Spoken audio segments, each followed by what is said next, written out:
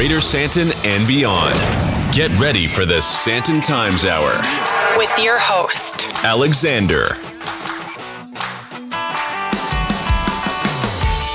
That's right, ladies and gentlemen, everyone in between and beyond. This is the Sandton Times Hour on Mix 93.8 and also available on all good digital audio platforms. I'm Alexander Leitner, and this is edition 148. It's week 10 of 2024. And if you want to get in touch, if you want to send through your questions, your comments, your feedback in the next hour or so, well, you can email editor@sandtontimes.co.za. You can connect on social media at Sandton Times. And also visit the website, www.sandtontimes.co.za. And if you're listening live on Mix 93.8 right now and not at a later stage on the podcast, as so many of you do, well, the WhatsApp line is open on 0848 220938. That's 0848 220938. And feel free to send through your questions and your comments and your feedback on the WhatsApp line over the next hour. A very special welcome to everyone listening. Those who listen every single week, but also those people who are here for the very first time. You can raise your hands, and I welcome you personally to the hour, and it's great to have you be part of this. If you're in Johannesburg or Pretoria, across South Africa, or anywhere else in the world, online or on air, I'm happy to report that all is well in Sandtonland. And as those of you who listen regularly know, Vincenzo, my left-hand man, is right behind the mixing desk, and as I take a glance at the diary this past week, it's been another busy one, Vincenzo, even though it's been preoccupied by my last stretch of my MBA thesis, which is giving me sleepless nights. But it's only a matter of days before I submit that, and God willing, it'll all be fine, and we can call it a day on the MBA. But a lot of people are asking about the birthday weekend in Sun City. What did I get up to? What did I end up doing? Well, I mean, we didn't even get a chance to chat about it properly last week, but it was actually the most remarkable weekend.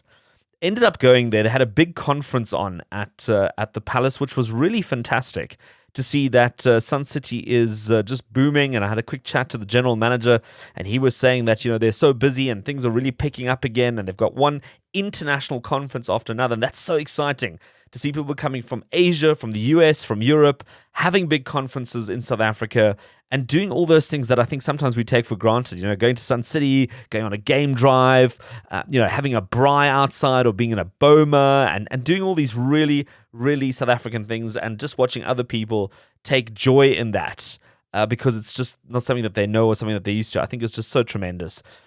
And they ended up putting us into the King Suite at the Palace of the Lost City. I don't know if they'd run out of rooms or what the plan was, but quite miraculously ended up in the King Suite. And this is an experience and a half, because this is the suite that famously Michael Jackson was the first one to stay there. I think he was the one who sort of inaugurated that suite. It is, I think, the biggest suite at the Palace of the Lost City. I think it sort of takes up half the 7th floor of the palace. It's the pinnacle of the hotel.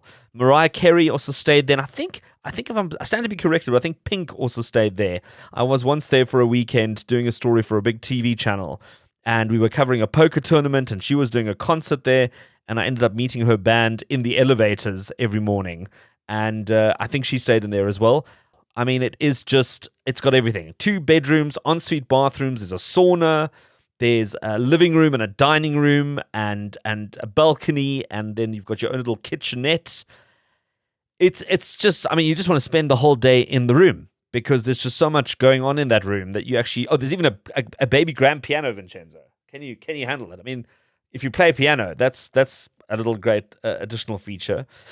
And I believe it's also about to get renovated at some point. I believe they did a bit of a refurbish of the palace over the last couple of months. And this is the one suite they hadn't touched yet. And it's quite fun because, it was built sort of in 92. So there's a couple of things that you now take for granted that are actually not in the suite. Like, for example, places to charge your cell phone. In 92, there were no cell phones. In 92, there were no laptops or iPads. So there's a couple of these things that you pick up and you go, oh my gosh, like they never made provision for it. So it's sort of like I had to sort of retrofit a lot of these things to obviously make these work. And there's a lot of quirky stories about this, but we can't go into all of it. But I mean, what a remarkable experience that was. Then I headed down to Cape Town for a very exclusive luncheon, and we're going to touch on this in the coming weeks. I want to tell you all about this because this is also, once again, a story for the books. And then cars.co.za hosted their Consumer Awards in Sandton this week. What a spectacular event. I didn't have a chance to go. As I say, I was traveling. I sent some representation from the Sandton Times. They had a tremendous time. It was on the rooftop of Sandton City. They painted Sandton red. And congratulations to all the manufacturers there and all the car brands that walked away with a title. And it looked like an amazing party. A little bit of FOMO there. But you can't be everywhere all the time. So coming up on this week's show, it's International Women's Day coming up this week, and with that, a new movie is hitting cinemas, which tells the true life story of a woman who changed the world with a dose of hope, and I'll be chatting to the producer of that movie in just a bit. Then the largest private residential mega-yacht on Earth, which has 165 apartments, is ported in Cape Town. I'm going to be finding out a little bit more about this super exclusive way to sail around the globe with you. And stick around for the full story on that. And then for those who subscribe to the digital audio version of the Sandton Times Hour or the podcast, you're going to be getting a little Easter egg, a little early Easter egg this week, as I've got some exclusive content which will only be available online. So if you subscribe to the Sandton Times Hour on any of the digital audio platforms, you're getting an extra 10 minutes of the show this week where we talk about some very interesting things. And finally, we haven't spoken about this in a while, but there's some movement in the cryptocurrency space. And we're going to wrap up the show as I chat to a local exchange to get all the details for you. Now, as mentioned, we celebrate women all around the world later this week. And I thought there's no better way than to start the hour with celebrating the remarkable women in our life. And it's a remake of the Eurythmics and Aretha Franklin hit. It's Natalia Droitz and the Pointer Sisters with Sisters Are Doing It For Themselves right here on the Sandton Times Hour on Mix 93.8. Promote your brand. Advertise your business. Our audience could be your next client. Contact the Sandton Times today.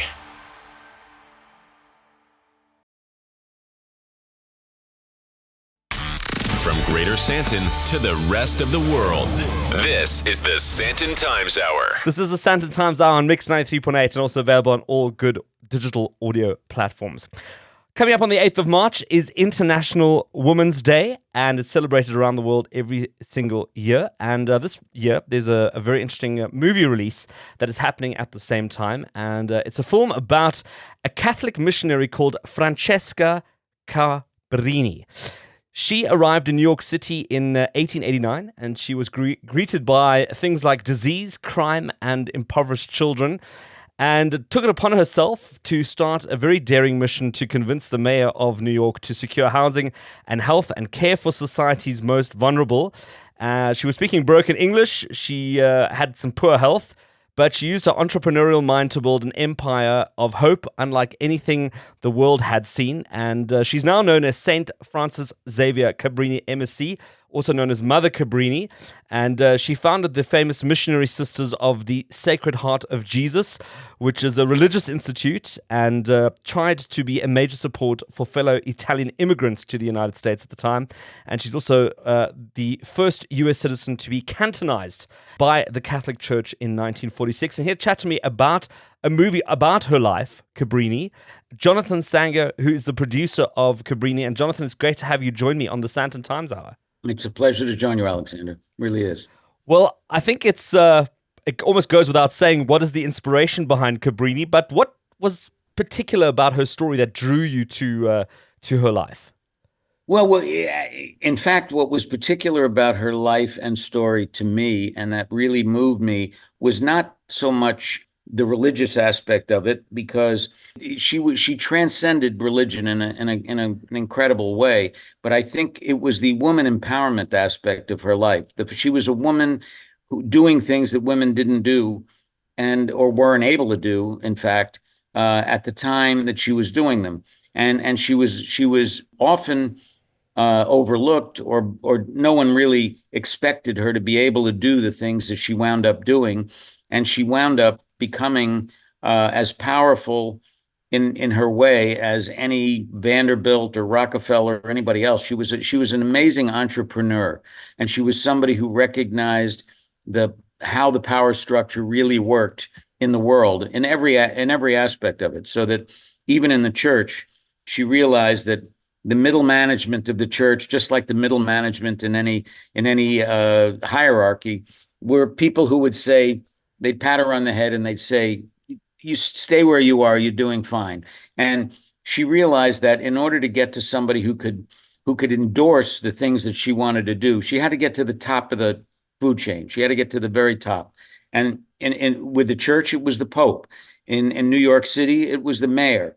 In the local church in New York, it was the archbishop. She had to get to the person who could say yes, and convince that person that she could actually do the things that she planned to do. In every case, she met resistance. She met people who said it's impossible, but she believed in herself, and she believed that she could do it, and she did it with women. She did it all entirely with women. So, I mean, you mentioned that she formed, a group that was, it turned out that was the first group of missionaries that was exclusively women. Every other group of missionaries that involved women were always run by a man at the top of at the top. But she managed to convince the Pope to allow her to go to the United States and New York specifically. And this story is really an origin story. It's not a story about her whole life, because she did so many more things than we show in the movie. But this is where she started. This was the beginning of her missionary challenge. And she came to New York, and beyond New York, after the movie is over, she went to Chicago, she went to Los Angeles, she went to New Orleans, she went to Nicaragua, she went to Buenos Aires. She was all over the world, but she modeled what she did on what she started with, which was what she did in New York. She created an orphanage, a hospital, school, all of those things. And she created institutions ultimately across the world. So we're telling the story of the beginnings of how she did it and what her challenges were. And I was fascinated by the story of a woman doing these things, because I'd heard her name. I'm from New York City, and there's a lot of places in New York. I mean, I grew up in Brooklyn, and there are names you see Cabrini's name in many places. And I was only working on this film that I found out that every time you see that name, it all comes back to this one woman. Any place you see it in the United States, any place that's called Cabrini Green in Chicago, Cabrini Boulevard in Queens, New York, they're all based on her. And so I felt it was important to learn about her. And in learning about her, I realized there was an incredible story of empowerment, and also, the instructive nature of someone who is relevant even today. That was a big thing for me. I wasn't interested in making a movie that looked like an old historical trope that was done, something that happened 120 years ago. It had to be relevant to today. And in fact, she was the patron saint of immigrants. And the immigrant issues and immigrant problems have not gotten any easier. I mean, they're still huge. They're with us right now. And so I think her story is extremely relevant to the current climate of the world. And for that reason, I felt this was an important story to tell. Absolutely. And also then the tie-in with International Women's Day is a good time to release it globally and also in South Africa. I'm chatting to Jonathan Sanger. He's the producer of a new movie coming out called Cabrini, based on the life of Francesca Cabrini. We're going to take a quick break, and more with Jonathan right after this. Follow the Sandton Times on social media. @Sandton Times.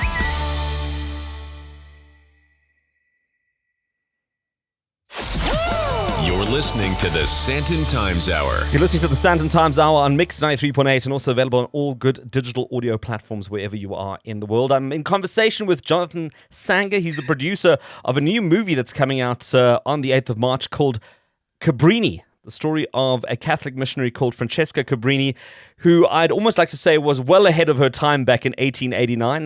Now we are surrounded by strong women who are making their mark and doing the thing, but I think back in 1889, it was, I think, frowned upon, if I can say so, Jonathan. How did you approach balancing the historical accuracy of this movie with obviously making it cinematic and telling a story, because even the best life story isn't always the best story to translate onto film. Well, it's interesting. For me, I have tended to make a lot of movies in my career about real people. And I just seem to be attracted to stories of real people because I think they're somehow and often the most interesting stories that are out there. The real lives, you can't beat them for drama and for interest. And in this particular case, we had our writer, Rod Barr, got to go to Codogno in Italy, spend a great deal of time. He read several dozen books about Cabrini and about her life, and read all of her own writings, and she wrote quite a bit. So he had a very good understanding of her life. The only thing that I would say that we did intentionally to make it more cinematic was to concentrate the story in the first area that she worked, which was New York City. I mean, obviously she started in Italy, and we do see that, but her time in New York City was the beginning of something that she did in many other places. And some of the events that take place were not necessarily the events that took place in New York City. I mean, for example, there's a big scene with a hospital. She did create a tremendous hospital in New York, but the fire at the hospital actually happened in Chicago. So that was something that, we put it into the New York area because it made sense there. She had an issue, and she met with the opera in New Orleans. I mean, there was a thing that happened in New Orleans where she was dealing with trying to show the Italian population that they had a great cultural history.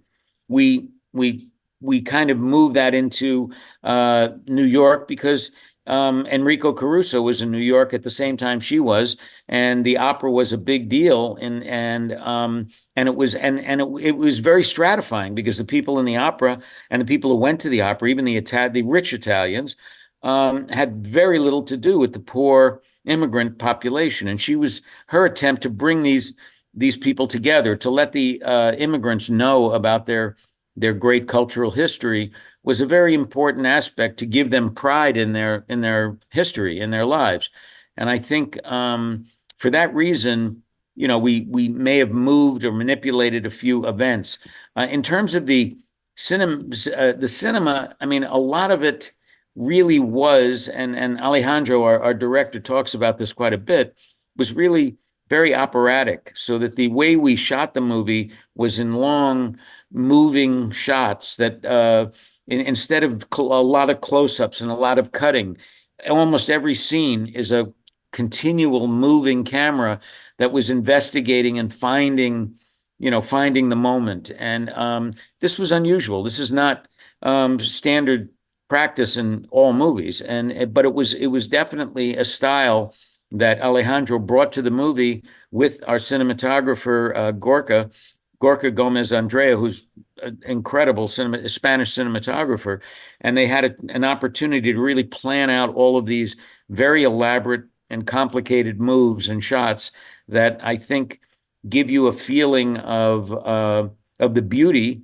of the world at the time, and also you see Cabrini's face, Francesca Cabrini's face, every minute. You see the changes in every person that she has to deal with, and figuring out what she can do to further her own aims. And all of that has been really, was something that I loved. I loved the opportunity to do that. I mean, I had worked with many great cinematographers in the past and other movies. I mean, the first movie I ever made was The Elephant Man back in 1980, and that was in black and white, and it was great cinematography. Well, this was the same type. I mean, the approach here was every bit as artistic and beautiful to me, and I completely supported the director's approach. I thought this was an approach that was not only meaningful, but the right way to go for a story like this. Yeah. Well, we're going to put the trailer up on the website as well. So if somebody wants to have a look and see what they're in for, we're going to put that up there. Jonathan, before I let you go, what are you hoping that audiences watching Cabrini, what they take away from this. Also, Well, I- the tie-in with International Women's Day. I mean, I'm assuming there's also quite a strategic thinking behind that. Well, there is. I mean, I think the fact that the movie is coming out on International Women's Day is a wonderful, almost a coincidence in a way, although we did plan it. But I think one of the things about the movie is the, as I said, was the contemporary nature of the story. It's a story that's very much a story that makes sense today. And you asked me what I want an audience, what I would like an audience to take away from it, and I would say that. I think it is a call to action in a way. This is a movie that basically asks the question: what you've seen what this woman could do with the limited resources that she had, and the amazing ability to make change in the world. And it asks the question: what can you do? And I think people come away from the movie thinking about what they can do to make the world a better place. And I'm not suggesting that a movie is a pill to cure a disease, but it is an opportunity for people to think more about what's going on and to really open their minds up to what they can do to make the world better. And that more than anything else to me is what this movie is about. Well, I think that's a great call to action. And if you want to go see Cabrini, it's opening in cinemas nationally in South Africa and, of course, around the world on International Women's Day, 8th of March, 2024. And it is the remarkable life of Francesca Cabrini and all the amazing work that she did way back when, well ahead of her time, back in 1889. Jonathan Sanger, producer of the movie, it's been an absolute pleasure having you on the Sandton Times Hour. Thank you, Alexander. It's a pleasure. It's the bottom of the hour. We're going to take a quick musical break and more of the Sandton Times Hour right after this. Your body is amazing. Give it what it deserves in 2024. Join Virgin Active today and get up to 4 months free. Or join on Premier at 25% off and train anywhere, anytime with unlimited access. Call 0860-GET-FIT or visit a club. virginactive.co.za. T's and C's apply. Back for more? The Sandton Times Hour continues. Welcome to the second half of the Sandton Times Hour on Mix 93.8. I'm Alexander Leipner, and that was Cyril with Stumbling In.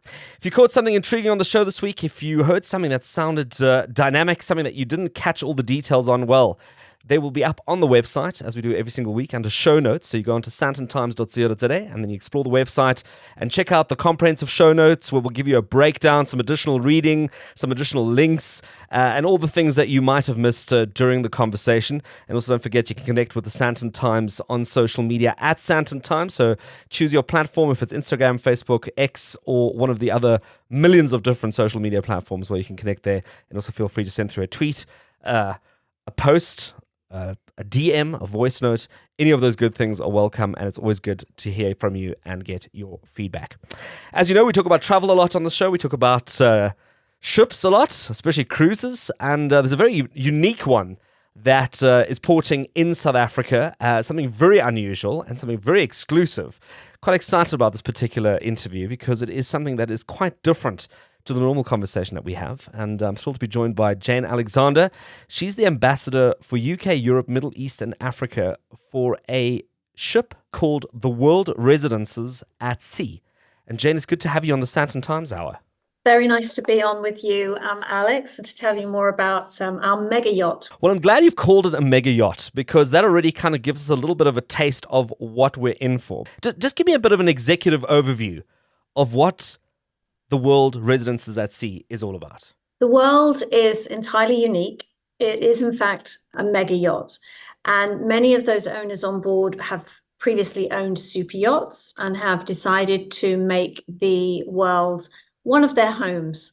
And we have 165 residential apartments, and these residences differ in sizes, from a studio size to 3 or 4 bedrooms. And the residents come from across the world.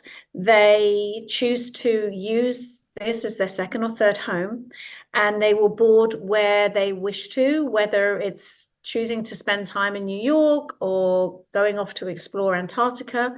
The ship is, in fact, has ice class, so it can go into some of the most remote regions of the globe. In fact, a few years ago, it was awarded a Guinness Book of Records for sailing the most southerly of any vessel ever in the world. So the ship is for residents who are really wishing to deeply explore every part of the globe.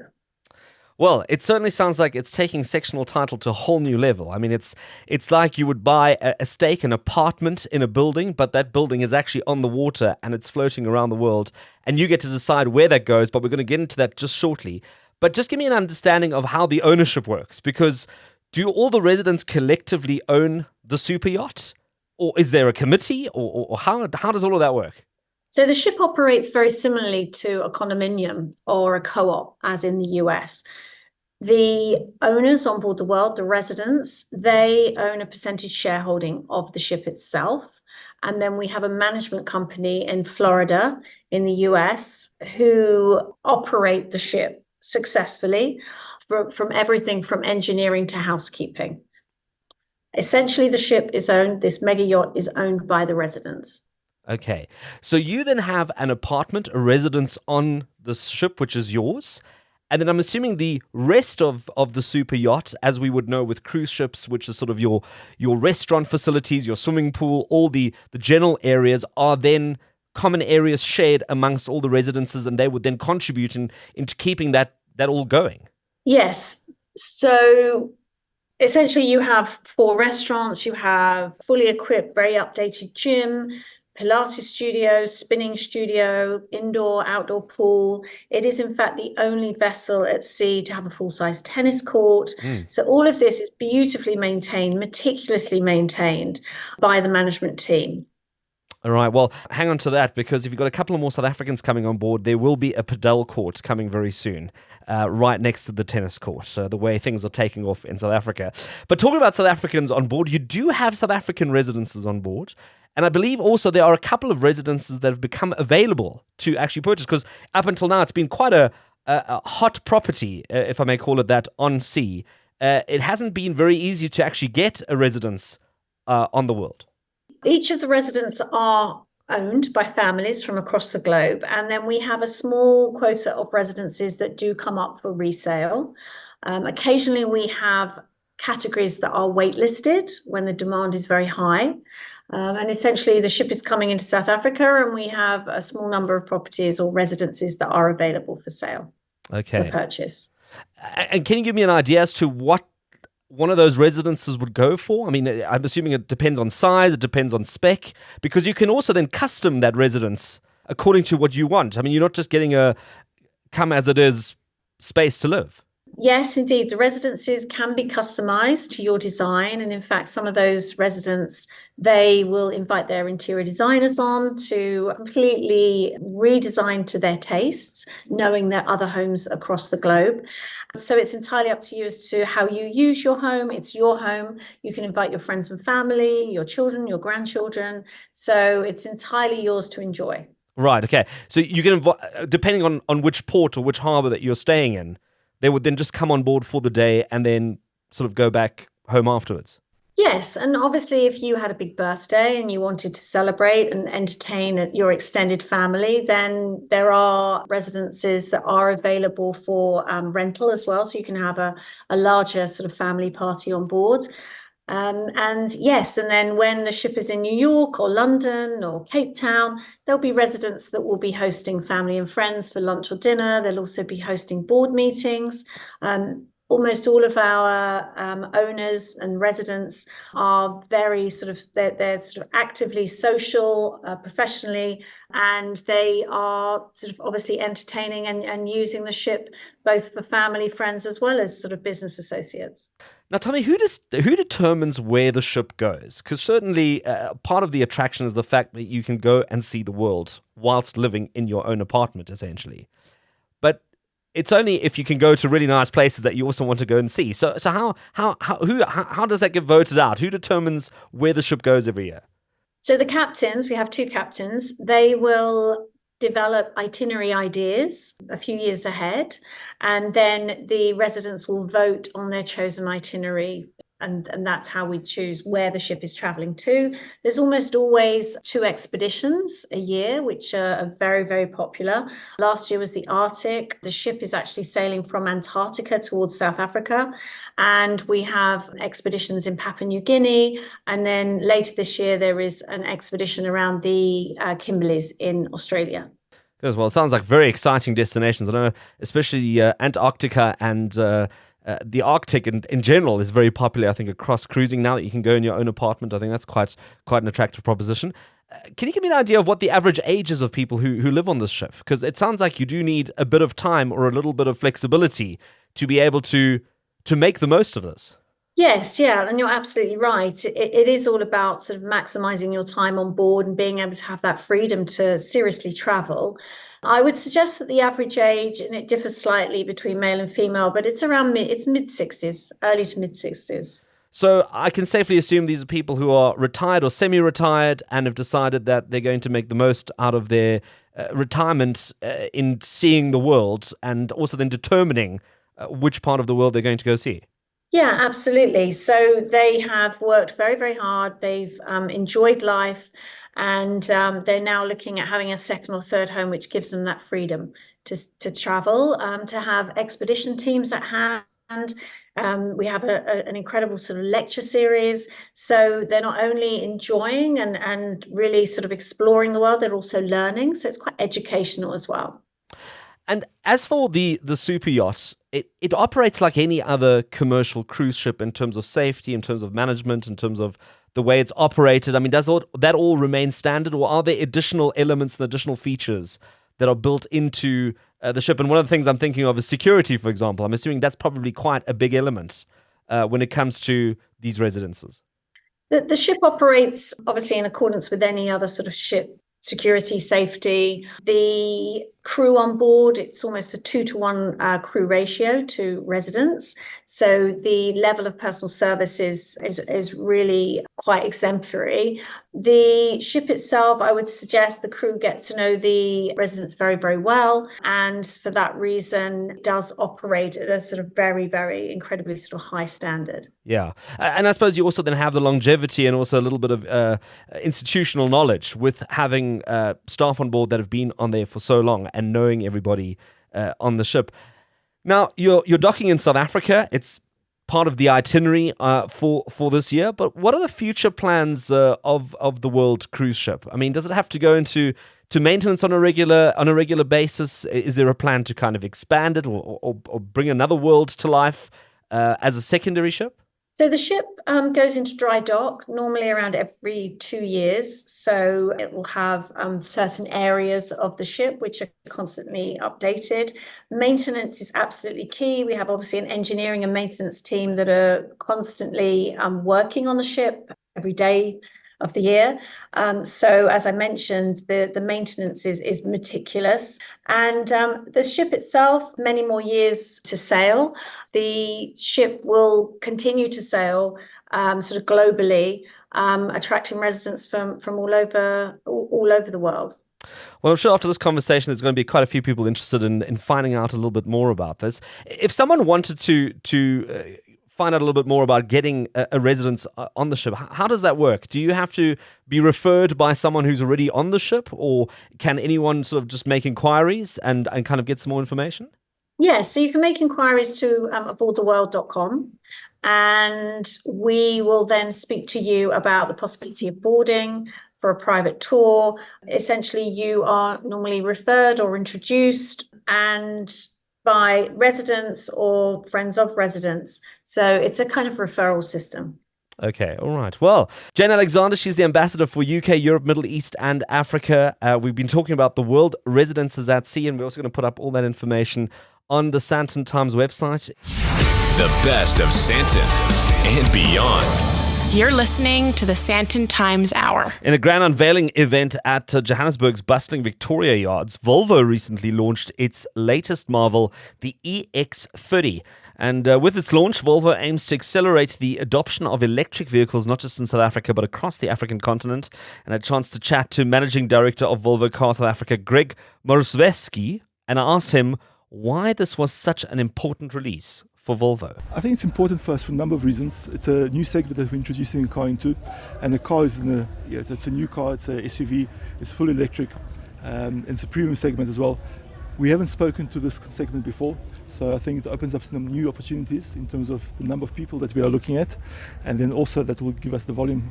Why is electric such an important market for you? Apart from the fact that obviously it's a growing trend internationally, but what works overseas doesn't necessarily always translate into South Africa. Sure.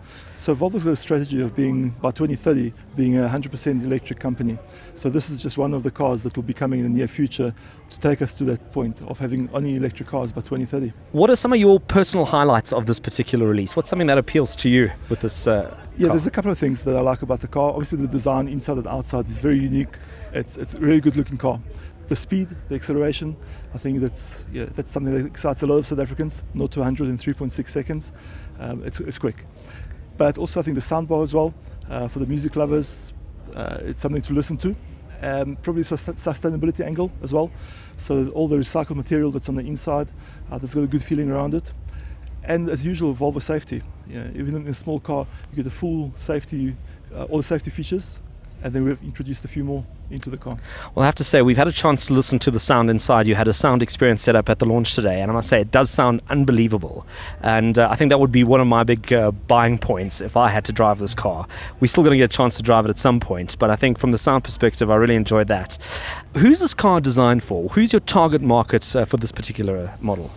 I think the target audience is quite broad. So first of all, we're looking at families before kids, but also family then after kids, single people.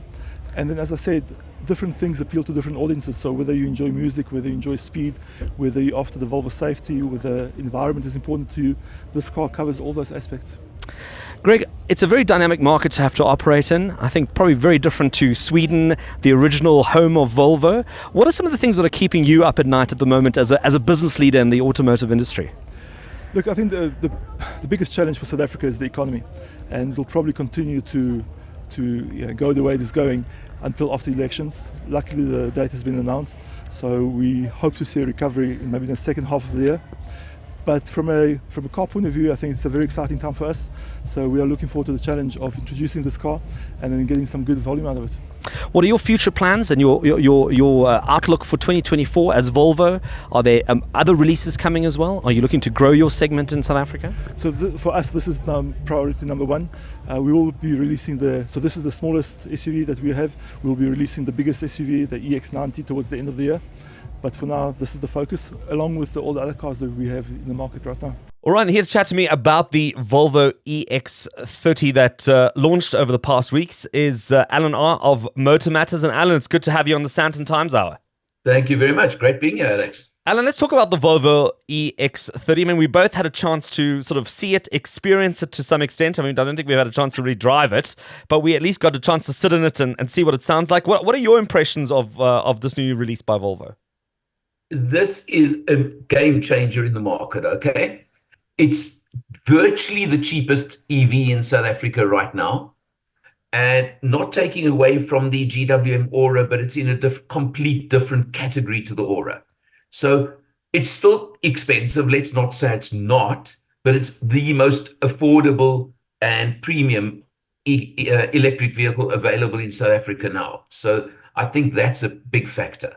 I mean, I was particularly impressed by some of the design elements that they've brought in. I mean, they've removed a lot. They've added some more things. And it almost reminds me of sort of an Apple product, if I am allowed to make that kind of comparison. I mean, the sound in the car I thought was quite remarkable.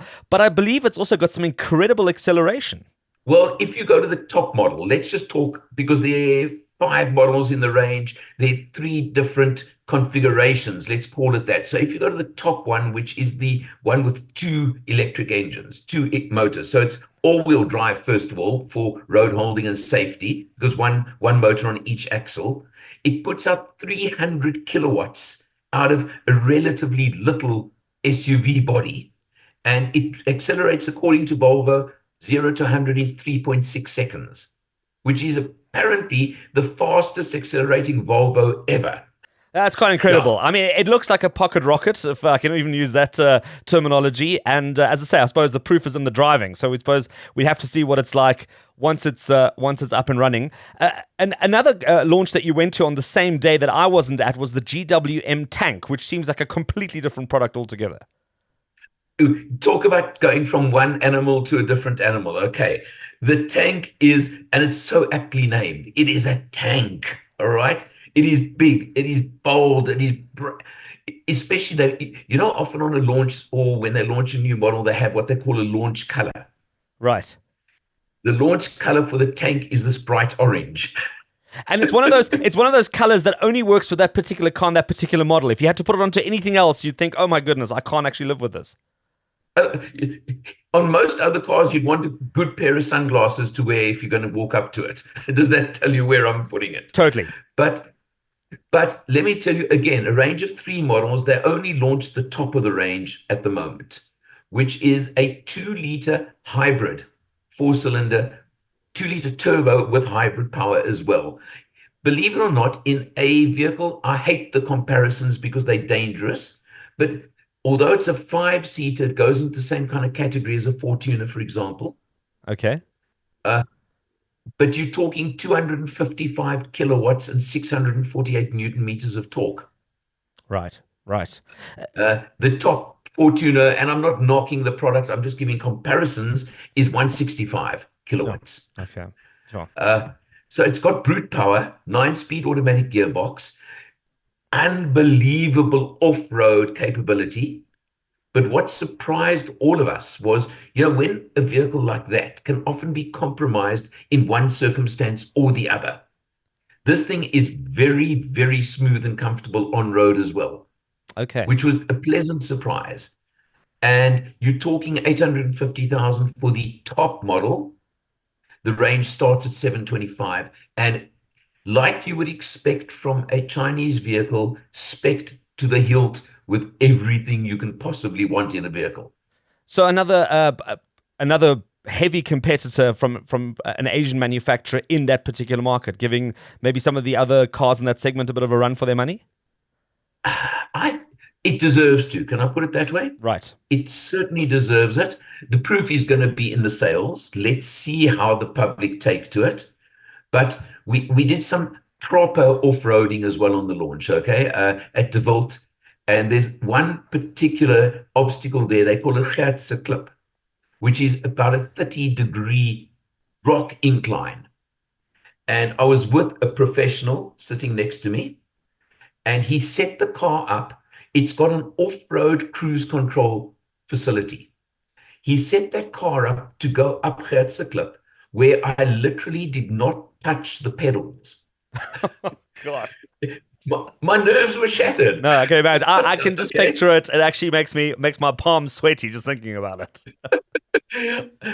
He was sitting next to me and he was giving me advice and like, if you really panic, do this or do that. But we did it and it just crept its way up, if you understand. It didn't fly up, it crept its way up. Unreal. It sounds like a high-performance car.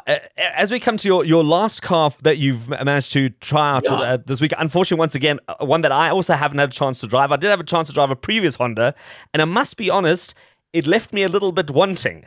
So the Honda Elevate, okay. Is that going to elevate my Honda experience that I had? Well, my line, I think they're hoping to lift their sales, okay? Right. They're coming into a category they haven't really contested in South Africa in a long time, which is the crossover SUV category, which accounts for nearly 40% of all new car sales in South Africa. And of that, the vast majority are coming out of India, as we know at this stage. India and Korea to a large extent, all right? So what they've done is they brought in this new model. But what is interesting is, I'm going to be a touch technical for a second. In India, there's a tax bracket where vehicles have to be under 4 meters long. So you've got a lot of contenders coming into the South African market that are all 3.95 meters long, okay? and it does compromise either your rear seat space or your boot space. because you've got to fit X into the vehicle. Sure. What Honda have done is they've said it's an Indian car, but we're going to 4.3 meters long. Okay. But they're still in the price bracket of all the 3.95 meter long cars. Okay. So what I'm getting at is they've stolen a bit of extra space in the category. The other thing they've done is the main competitors are a number of vehicles, all 1.5 4-cylinder naturally aspirated, but they come in with sort of 77 kilowatts. This comes in with 89 kilowatts.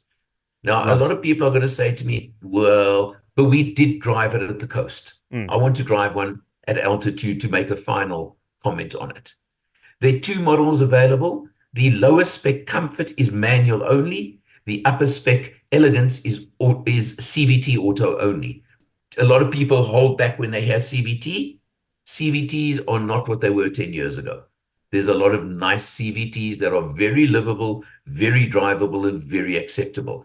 And just to throw into price-wise now, because I think that's what everybody really wants to know, the Comfort manual is 370,000 and the Elegance Auto 429,900 Rand, also highly spec'd. All right, well, there you have it. Alan of Motor Matters with three cars that we've had a look at this week. The Volvo EX30, the GWM Tank, and the Honda Elevate. Alan, thank you so much for joining me on the Sandton Times Hour for our little look at cars. And we'll be keeping you up to date on all the latest car releases in this segment as and when. We're going to take a quick musical break, and we're going to wrap up the Sandton Times Hour right after this. It's a good question because lots of people have asked us that, what are you going to do going forward? That's a great question. It's a critically important question. Such a great and interesting question. I have not even thought about that until you just said it. You're listening to the Sandton Times Hour. This is the Sandton Times Hour on Mix 93.8 and available on all good digital audio platforms with Wise Kids and Dimmaloo, with a remake of Return of the Mac. As we head into the final minutes of this week's hour, I thought it would be good to check in on cryptocurrency, as we haven't done so in quite some time. And it's been interesting. There's been some dramatic movements. I see that cryptocurrency has been bouncing around the R1 million mark. And to discuss this in a little bit more detail, I'm joined by Tarris Arnold of Luno. And I must be honest, we have never spoken to Luno on the show before, so I'm quite excited to have them on. And before we get going, Tarris, would I be right in saying that Luno is a wallet/cryptocurrency exchange? Help me out here. Yes, that's pretty much exactly what we are. We're a South African cryptocurrency exchange and wallet. Essentially what we do is we help facilitate the purchase and sale of a kind of tailored selection of digital assets. We also provide a wallet that allows people to safely store their crypto with us. Has it been a challenging time to navigate, considering that there has been so much skullduggery in the cryptocurrency space? I mean, do people remain quite skeptical as to who and where they can invest their cryptocurrency? And is cryptocurrency as strong as it was a couple of years ago, or have people sort of become very cautious as to what they do around the space? Yeah, so I think looking at the bigger picture, cryptocurrency is still, in the grander schemes, a relatively new technology and investment class as it is. At Luno itself, we've been around for almost 11 years now, which makes us kind of like a veteran in the cryptocurrency space, that really starting with Bitcoin about 15 years ago. And in that time period, there has been a lot of ups, a lot of downs, a lot of controversies, but a lot of it is what we see as an industry maturing. By and large, cryptocurrency has almost always been unregulated, and that has always allowed space for a lot of bad actors to partake. But we're starting to see the maturity of the market, where we're seeing a lot more established players such as ourselves really grow and establish ourselves with all the kind of proper risks and security features that one would expect from anyone who's looking after their money. When it comes to its performance recently, I'd say the last 2 years was particularly tough. It's what people refer to as a crypto winter, where the price was suppressed. So as you mentioned, it was quite a while ways off from our all-time high at the beginning of 2022, around end of 2021. But over the last few months, we've really started to see that growth coming back, crossing over that million rand mark. So we're starting to see a lot more interest again. crypto still remains extremely popular in South Africa. There's probably about 5 million people that own crypto, and we do anticipate that that will grow as regulations come in locally and people starting to appreciate and understand how they can leverage off of this technology. I mean, I was reading some reports toward the end of last year that were talking about how, this first quarter or the first half of 2024 could possibly be a chance for some of the major cryptocurrencies to start growing again, to start moving upwards after, like you said, a crypto winter where people thought, oh, I've just made the worst decision of my life. I'm scraping the bottom of the barrel here. And a lot of people would say, well, that's the time to buy. Now, when things go up, it's probably not the greatest time to buy because now it's already gone quite a bit up. Do you anticipate that this could go a bit further, or is this one of those peaks again and then in a couple of weeks' time it'll sort of maybe go flat again? Yeah, I think in large, it does feel markets, crypto or otherwise, are always cyclical. I'm definitely not going to try and give out any price predictions of where it's going to go, but maybe I'll touch on some of the reasons why we feel like it has seen a lot of a kind of spike in the last few months. Mm-hmm. Earlier this year in the United States, Bitcoin ETFs were approved by their SEC, which was a very long battle, almost 10-year long battle to get those approved, which essentially allows institutional players and retail players to invest into Bitcoin without having to actually buy it, and then buy it off of a kind of your typical shares stock market type experience. In that period since January, we've seen about, I think, $32 billion move in just into those Bitcoin ETFs, who are actually then going out and buying the Bitcoin themselves. So there was a lot of kind of hype built around that. Additionally, in April, there's a very unique Bitcoin situation happening called the halving. It happens every 4 years. Bitcoin has a scarcity kind of control. So there will only ever be 21 million Bitcoins ever created. And how they are created is through a process called mining. And people that mine Bitcoin receive rewards. Every 4 years, a halving happens where the rewards that these miners get cut in half. And essentially, it's a way to help control inflation. With that coming in April, we've always seen a lot of hype around that because the scarcity increases and a lot of people see that as increasing the value. So those two big factors definitely are contributing to the price increase we see now. And as we start seeing more adoption globally from traditional players and different use cases, there's a really good chance that we'll still see a lot of growth throughout the year and maybe even next year. You've recently introduced a very interesting sort of new feature, which is called proof of reserves, or a proof of reserve report. What does that mean in practical terms? Because, I mean, you were saying how at the moment Bitcoin is very much sort of a reserve type, I call it an investment or a place to put your money. So I'm assuming it's not something where people actively use it as sort of like an everyday sort of pay for a Coke, pay for a pie type thing. They keep it there and it stays there for a while. This proof of reserves, it seems to be an interesting new development. Yes, so it is. And I think with Bitcoin, some people are keeping it for the long term. Some people do use it every day. You can actually buy anything you want to pick and pay using Bitcoin as of last year. But the proof of reserve is really a part of us trying to ensure as an exchange that we are being transparent and building trust with our customers. We launched our first proof of reserve in 2021, and we had to take a pause over the last year while we found the right partner to rejoin us on that mission. But we've now partnered with More, which is a global audit tax advisory accountancy firm. And essentially what a proof of reserve allows us to do is to show our customers that we hold all of the crypto on a one-to-one basis, which means whatever you see in your wallet, we have in storage. We are not using it for anyone else. We're not giving it to anyone else. What is there is yours. And we're very happy to be able to have that level of transparency with our customers, who now every single month will be able to access that report and see from an independent third party verifying that those funds are there. I think it helps build a lot of confidence. As you mentioned, there's been a lot of scams and a lot of skullduggery. We want to make sure that we're taking steps to really show our customers that they can trust us. So if your funds are with us, you know that they are securely held one-to-one, and that we're really doing our best to look after your money. Okay, interesting. Well, I think that's an interesting update. I mean, there's so much to discuss when it comes to cryptocurrency, but as I say, don't take financial advice from this slot. Do your own research, make your own decisions. But interesting developments there, and I think there's still going to be more to come by the sound of things, and especially the halving, which sounds like a real sort of like Hollywood blockbuster. Coming up in April. Sounds like an interesting development, and let's see what cryptocurrency does. Thank you to Tarris Arnold, Business Development Manager at Luno. That's all we have time for this week on the Sandton Times Hour on Mix 93.8, and is always available as a podcast on Apple, Amazon, Spotify, and any other leading digital audio platforms. If you want to get in touch, you can email editor@sandtontimes.co.za, and we try and work through those emails as best possible, but there are hundreds that come through on a regular basis, and it does take a little bit of time, so please be patient. Connect on social media at Sandton Times, and visit the website www.sandtontimes.co.za, and feel free to send through your questions and comments as always. Thank you to all our guests who made time to be on the show this week, and also Vincenzo, thank you for the great work that you do behind the scenes at the mixing desk, and thank you to the Sandton Times team as well as everyone at Mix 93.8.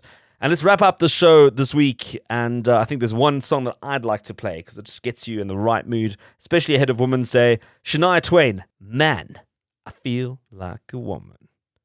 Thank you for listening, and let's do it again next week.